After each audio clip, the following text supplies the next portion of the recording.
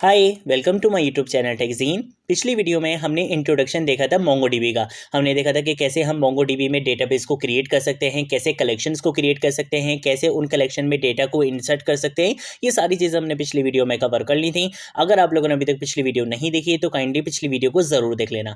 हमने क्या किया था, हमने एम्प्लॉय के नाम से एक डेटाबेस क्रिएट किया था। इस डेटाबेस के अंदर हमने एक कलेक्शन क्रिएट की थी एम्प्लॉयज़ के नाम से, और इस कलेक्शन के अंदर हमने इस डेटा को इंसर्ट भी किया था। ठीक है, अब इस वीडियो में हम क्या करने वाले हैं, इस वीडियो में हम अपने इस डेटाबेस को कनेक्ट करेंगे अपनी नेक्स्ट.जेएस की एप्लीकेशन के साथ, और इस कलेक्शन के अंदर हमने ये जो डेटा इंसर्ट करा था, हम एक एपीआई क्रिएट करेंगे और उस एपीआई के थ्रू हम इस डेटा को गेट भी करेंगे। ठीक है, तो ये सारे काम हम इस वीडियो में कवर करेंगे। बहुत सारे स्टूडेंट्स स्ट्रगल करते हैं मोंगोडीबी को कनेक्ट करने में नेक्स्ट.जेएस के साथ, बट ट्रस्ट मी, इस वीडियो को बिल्कुल स्टार्टिंग से लेकर एंड तक देखना। मैं आप लोगों को सारे स्टेप्स क्लियर कर दूंगा, बिल्कुल स्टेप बाय स्टेप सारी चीजें कवर करवा के दिखाऊंगा। ठीक है, तो बिल्कुल भी टेंशन नहीं लेनी है।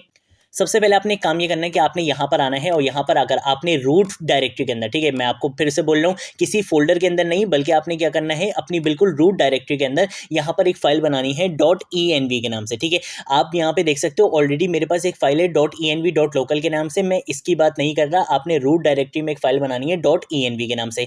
यहाँ पर अगर आपने दो इन्वायरमेंट वेरिएबल्स बनाने, एक तो होगा आपका यूजर नेम, ठीक है, तो मैंने यहाँ पे नाम रख दिया my user name equal to, यहाँ पे आपने कोई स्पेस नहीं देनी, कोई कोटेशन यूज नहीं करनी, कोई सिंगल कोटेशन, कोई डबल कोटेशन, कोई सेमी कॉलन, कोई कॉमा, कुछ वगैरह आपने यहाँ पे यूज नहीं करना। जो आपका यूजर नेम हो आपने डायरेक्ट अपना यूजर नेम यहाँ पे लिखना है। मेरा यहाँ पे यूजर नेम है फरजीन, ठीक है, तो मैंने यहाँ पे ये लिख दिया। उसके बाद मैं यहाँ पे एक और इन्वायरमेंट वेरिएबल बनाऊंगा जो होगा मेरा माई पासवर्ड के नाम से। ठीक है, तो आप यहाँ पे कुछ भी रख सकते हो। मैंने माई पासवर्ड के नाम से एक इन्वायरमेंट वेरिएबल बना दिया। फॉर सिक्योरिटी पर्पज मैं आपको यहाँ पे अपना पासवर्ड शो नहीं करूंगा, बट आप लोगों को आपका आईडी पासवर्ड कहाँ से मिल सकता है मैं वो बता सकता हूँ।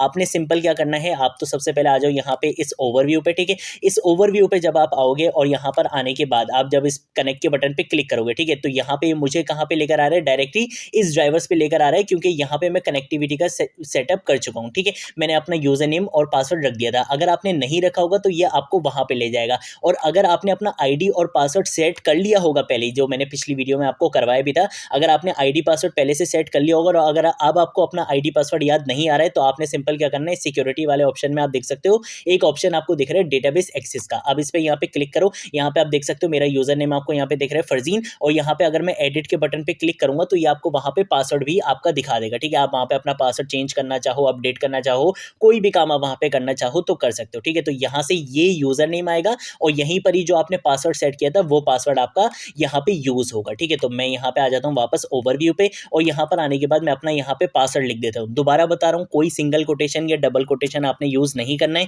जो आपका पासवर्ड है आपने डायरेक्टली उसको कॉपी पेस्ट यहाँ पे कर देना है, कोई स्पेस वगैरह कुछ भी नहीं देना है। ठीक है, तो मैं अपना यहाँ पे पहले पासवर्ड पोर्ट कर लूँ, फिर मैं इस फाइल को यहाँ पे क्लोज कर दूंगा। ठीक है, जब आप अपना आईडी और पासवर्ड सेट कर लोगे अपनी इन्वायरमेंट वेरिएबल की फाइल में, तो आप इसको क्लोज कर दो। अब इसका कोई भी काम नहीं है। अब जो आपने काम करना है वो ये करना है कि आपने यहाँ पर आना है, और यहाँ पे आने के बाद अगर आपका यहाँ पे लिप के नाम से फोल्डर नहीं बना हुआ है तो आप यहाँ पे बना सकते हो। आप चाहो तो किसी भी नाम से फोल्डर बना सकते हो। मैंने यहाँ पे लिप के नाम से एक फोल्डर बनाया है, और इस लिप के फोल्डर के अंदर मैं यहाँ पे क्या काम करूंगा, मैं यहाँ पर आकर सबसे पहले तो एक फोल्डर बनाऊंगा, किस नाम से, डेटाबेस के नाम से। ठीक है, तो मैंने यहाँ पे डेटाबेस के नाम से एक फोल्डर बना लिया, और इस फोल्डर के अंदर मैं एक फाइल यहाँ पे बनाऊंगा जो मेरी होगी कनेक्शन की फाइल। ठीक है, जिससे मैं क्या करूंगा, डेटाबेस को कनेक्ट करूंगा। तो मैंने db_connection.js के नाम से मैंने यहाँ पे क्या कर लिया है, यहाँ पे एक फाइल बना ली है, और इसके अंदर अब आपने काम क्या करना है, मैं यहाँ पे आगे लिखूंगा कॉन्स का कीवर्ड, उसके बाद मैं यहाँ पे लिखूंगा यूजर नेम के नाम से एक वेरिएबल बनाना है। उसके बाद मैंने क्या करना है, उस इन्वायरमेंट वेरिएबल के अंदर जो मैंने यूजर नेम और पासवर्ड सेट करा था मैं उनको यहाँ पे गेट करूंगा। तो उनको गेट कैसे कर सकते हो, आपने यहाँ पे लिखना है process.env,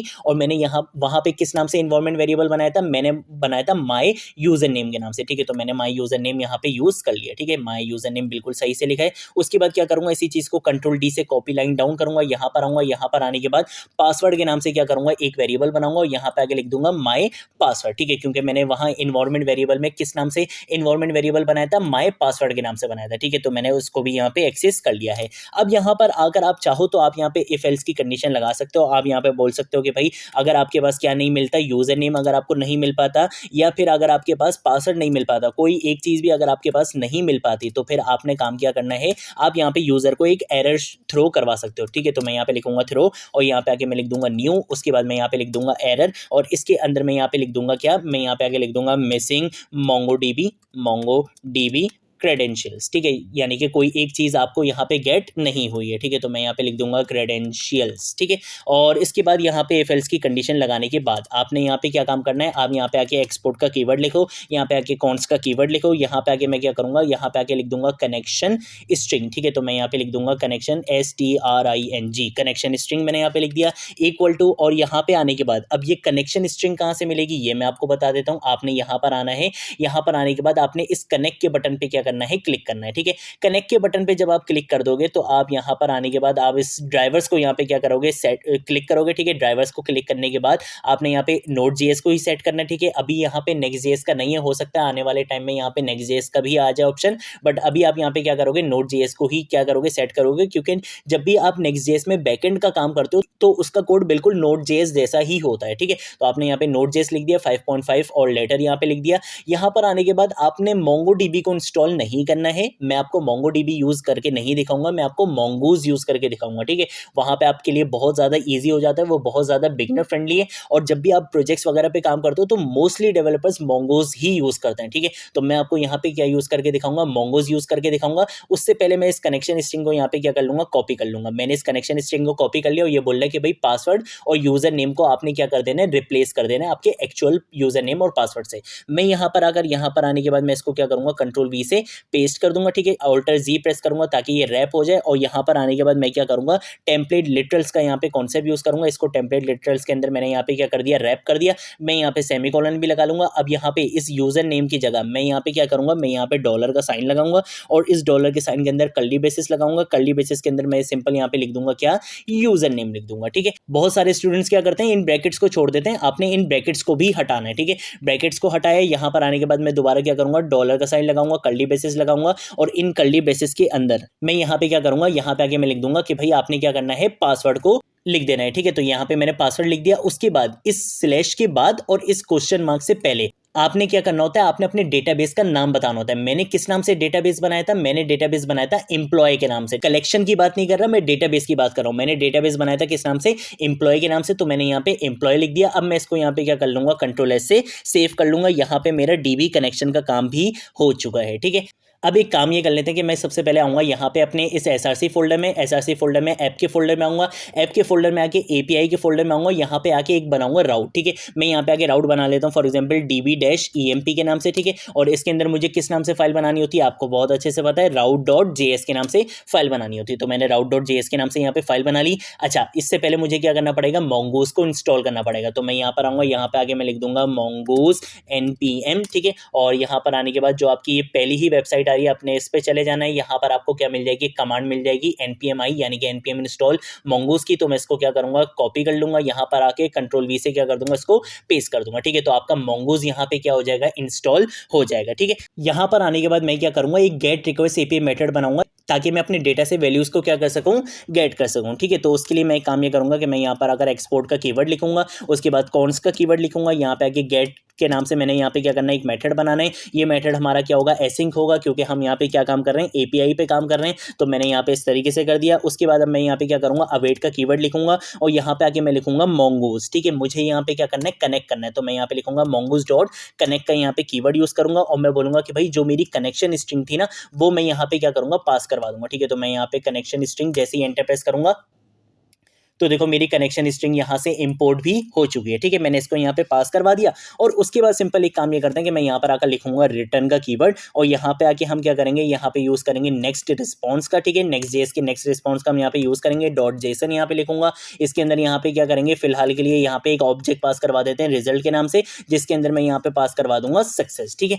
Ctrl+S से क्या करेंगे, सेव करेंगे। यहाँ पर आऊंगा, यहाँ पर आकर npm run dev की कमांड क्या करूंगा, रन करूंगा, जिससे क्या होगा, मेरी Next.js की एप्लीकेशन यहाँ पे रन कर दी जाएगी। मेरे पास एक लिंक आएगा, मैं उस लिंक पे क्या करूंगा, कंट्रोल क्लिक प्रेस करूंगा, तो मेरी Next.js की एप्लीकेशन यहाँ पे रन कर दी जाएगी।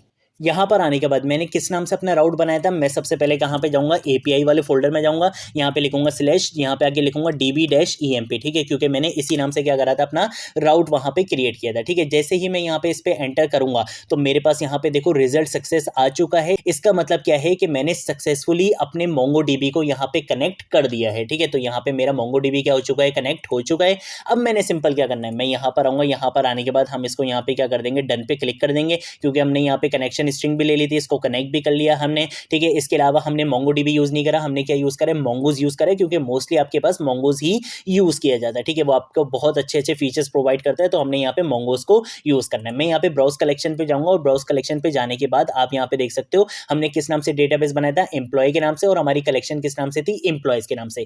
अब हमने क्या करना है, हमने इस अपने डेटा का स्कीमा रेडी करना है, ठीक है। तो इस स्कीमा को रेडी करने के लिए आपने क्या करना है, आपने वापस आना है अपने इस लिब वाले फोल्डर में, ठीक है। मेरा ये लिब वाला फोल्डर ये रहा, इस लिब वाले फोल्डर के अंदर मैंने डेटाबेस के नाम से यहाँ पे क्या करा था, एक फोल्डर बनाया था। इस डेटाबेस के फोल्डर के अंदर मैं यहाँ पर आकर क्या करूंगा, एक और फोल्डर बना लूंगा मॉडल के नाम से, ठीक है। इस मॉडल वाले फोल्डर के अंदर मैं क्या करूंगा, एक फाइल बनाऊंगा, यहाँ पे आगे फॉर एग्जाम्पल employee.js के नाम से यहाँ पे क्या करेंगे, एक फाइल बना लेंगे, ठीक है। जब भी आप मॉडल बनाते हो तो आपने हमेशा प्लूरल में नाम नहीं रखना होता है, सिंगुलर में ही रखना होता है, ठीक है। एम्प्लॉयज नहीं रखोगे, इसको एम्प्लॉय रखोगे, ठीक है। यहाँ पर आने के बाद सबसे पहले हम एक काम ये करेंगे कि मैं क्या करूंगा, इंपोर्ट करवा दूंगा कि इसको Mongoose बेचारे भाई को, Mongoose को हमने यहाँ पे इंपोर्ट करा दिया। उसके बाद कौन का कीवर्ड लिखूंगा, यहाँ पे आके क्या करेंगे, हम एम्प्लॉय का मॉडल बनाने वाले हैं, तो मैंने यहाँ पे लिख दिया employ model equal to new, और यहाँ पे आके हम लिख देंगे Mongoose डॉट, और उसके बाद हम यहाँ पे लिखेंगे स्कीमा का मेथड, ठीक है, कि हमने यहाँ पे क्या करना है, अपने मॉडल का स्कीमा क्रिएट करना है, ठीक है। तो मैंने यहाँ पे स्कीमा क्रिएट करना है। अब स्कीमा कैसे क्रिएट करते हैं, जो आपकी फील्ड्स हैं, ठीक है, यहाँ पे आप देख सकते हो नेम, सैलरी, डिपार्टमेंट, आईडी को छोड़ के जितनी भी आपकी फील्ड्स हैं आपने इसकी टाइप बतानी है। अब नेम भी मेरा स्ट्रिंग में आएगा, सैलरी भी मेरी स्ट्रिंग में आएगी, और डिपार्टमेंट भी मेरा स्ट्रिंग में आएगा। अगर कोई ऐसी फील्ड है यहाँ पे जो आपकी नंबर में आ सकती है तो आप नंबर भी लिख सकते हो, बट मेरी यहाँ पे 3 फील्ड्स हैं और तीनों फील्ड्स में क्या है, स्ट्रिंग डेटा टाइप आने वाली है। तो मैं यहाँ पे क्या करूंगा, इसकी डेटा टाइप यहाँ पे बता दूंगा। मैं बोलूंगा कि भाई नेम है, नेम किस में आएगा, स्ट्रिंग में आएगा। सेम ऐसे ही मेरे पास सैलरी है, तो मैं यहाँ पे आगे लिख दूंगा सैलरी, और उसके बाद मैं यहाँ पे लिख दूंगा कि सैलरी भी किस में आएगी, स्ट्रिंग में आएगी। सेम ऐसे ही मेरे पास क्या है, डिपार्टमेंट है, तो डिपार्टमेंट का भी मैं बता दूंगा कि भाई डिपार्टमेंट भी किस में आएगा, स्ट्रिंग में आएगा, ठीक है। इतना करने के बाद आपने यहाँ पर आना है, यहाँ पे आके मैं क्या करूंगा, एक्सपोर्ट का कीवर्ड लिखूंगा, कॉन्स का कीवर्ड लिखूंगा, एम्प्लॉय यहाँ पे लिखूंगा सबसे पहले तो, ठीक है। एम्प्लॉय की स्पेलिंग गलत हो गई, एम्प्लॉय हो गया था वो, चलो खैर है। यहाँ पर अगर हम क्या करेंगे, सबसे पहले हम लिखेंगे Mongoose, और यहाँ पे मैं लिखूंगा डॉट मॉडल्स, ठीक है। मॉडल्स लिखना है, मॉडल नहीं लिखना है, यहाँ पे आपने लिखना है डॉट मॉडल्स, और यहाँ पे आके मैं लिखूंगा डॉट, और यहाँ पे आके मैं लिख दूंगा एम्प्लॉयज, ठीक है। तो मैं यहाँ पे आके क्या करूंगा, एम्प्लॉयज लिख दूंगा। उसके बाद मैं यहाँ पे क्या करूंगा, और का ऑपरेटर यहाँ पे यूज करूंगा, और मैं यहाँ पे लिखूंगा Mongoose, ठीक है। यहाँ पे मुझे यहाँ पे यूज करना है Mongoose को, तो मैंने यहाँ पे Mongoose लिखा, डॉट यहाँ पे मैं यूज क्या करूंगा, मॉडल यूज करूंगा, ठीक है। और यहाँ पर मैं अपनी कलेक्शन का क्या करूंगा, नाम पास करवा दूंगा। मेरी कलेक्शन का क्या नाम है, एम्प्लॉयज नाम है, ठीक है। तो मैंने यहाँ पे क्या लिख दिया, एम्प्लॉयज लिख दिया। और दूसरे पैरामीटर में आप क्या करते हो, आप अपने मॉडल का नाम पास करवा दो। मेरे मॉडल का क्या नाम है, एम्प्लॉय मॉडल, तो मैंने यहाँ पे इसको भी पास करवा दिया, ठीक है। अब आपके माइंड में एक क्वेश्चन आ रहा होगा, आप बोलोगे यार मुझे ये चीज़ तो समझ में आ गई कि भाई आपने क्या करा, मॉडल का फंक्शन यहाँ पे यूज़ करा, और इसके अंदर आपने अपना मॉडल और आपने अपनी कलेक्शन यहाँ पे पास करवा दी, ठीक है। ये चीज़ तो हमें समझ में आ गई, लेकिन ये क्या करा आपने, ये यहाँ पे हमने यहाँ पे कंडीशन चेक करी है। हम यहाँ पे ये चेक करेंगे कि भाई अगर मॉडल्स आपने ऑलरेडी यहाँ पे क्रिएट कर दिया है तो फिर आप बार बार इसको क्रिएट ना करो, ठीक है। फॉर एग्जाम्पल अगर मेरा एक बार मॉडल क्रिएट हो चुका, उसके बाद मैं दोबारा से पेज को क्या करूंगा, रिफ्रेश करूंगा, तो ये क्या करेगा, दोबारा से मेरा मॉडल क्रिएट कर देगा। तो इस वजह से ही दोबारा से मेरा मॉडल क्रिएट करे। मैंने यहाँ पे क्या लगा दी, कंडीशन लगा दी कि भाई अगर मेरा मॉडल ऑलरेडी क्रिएट हो चुका है तो अब तुम दोबारा से ये वाला काम नहीं करना, ठीक है। तो ये चीज मैंने यहाँ पे कंडीशन लगा दी है। इसके अलावा मुझे यहाँ पे कोई और काम नहीं करना है। यहाँ पे ये मोंगो गलत इंपोर्ट हो चुका है, मैं इस मोंगो को यहाँ से हटा देता हूँ। कंट्रोल एस से क्या करूंगा, सेव करूंगा, वापस आऊंगा अपने इस एपीआई के फोल्डर में। अब मुझे क्या करना है, मुझे अपने डेटा को गेट करना है, ठीक है। तो डेटा को गेट करने के लिए आपने सिंपल क्या काम करना है, आप यहाँ पे आके लिखो कॉन्स का कीवर्ड, कॉन्स के कीवर्ड के बाद यहाँ पे एक वेरिएबल बना लो। मैं यहाँ पे EMP डेटा यानी कि एम्प्लॉय डेटा के नाम से एक वेरिएबल बनाऊंगा।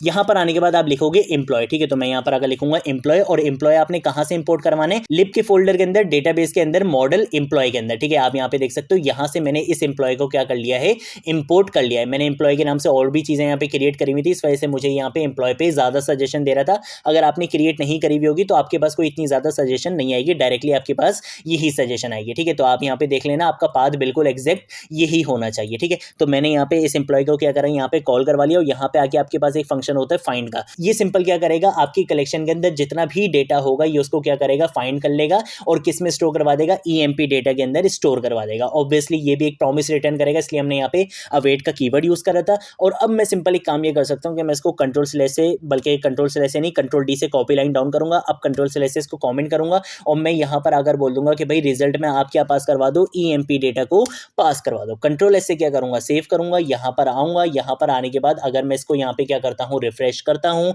तो जो डेटा मेरे पास मेरे डेटाबेस में था वो डेटा अब आपको यहाँ पे गेट होके मिल चुका है। तो इस तरह से आप क्या कर सकते हो, आप अपने MongoDB के डेटाबेस को Next.js की एप्लीकेशन के साथ कनेक्ट कर सकते हो। जो आपकी कलेक्शन के अंदर डेटा था आप उसको कैसे गेट कर सकते हो वो चीज़ भी मैंने आपको बता दिया। आने वाली वीडियोस में हम और कॉम्प्लिकेटेड एग्जांपल्स को बहुत इजी वे में समझेंगे, ठीक है। सारे एपीआई के मेथड्स कवर करवाऊंगा। कुछ स्टूडेंट्स मुझसे पूछ रहे थे कि भाई MongoDB में हम इमेज को कैसे अपलोड कर सकते हैं, उस पर मैंने बिल्कुल सेपरेट वीडियो बनानी है, ठीक है, क्योंकि वो एक ऐसा टॉपिक है जिसमें मुझे पता है कि स्टूडेंट्स स्ट्रगल करते हैं, तो इसलिए उस टॉपिक पर मैं बिल्कुल एक सेपरेट वीडियो बनाऊंगा, ठीक है। तो आने वाली वीडियोस बहुत अमेजिंग होने वाली हैं। आप लोगों के MongoDB के कॉन्सेप्ट, आप लोगों के Next.js के कॉन्सेप्ट, आप लोगों के बैकएंड के कॉन्सेप्ट, सारे कॉन्सेप्ट्स आपके यहाँ पे क्लियर होने वाले हैं, ठीक है। तो आज की वीडियो के लिए इतना ही। अब हम मिलेंगे नेक्स्ट वीडियो में नेक्स्ट टॉपिक के साथ। तब तक के लिए बाय बाय।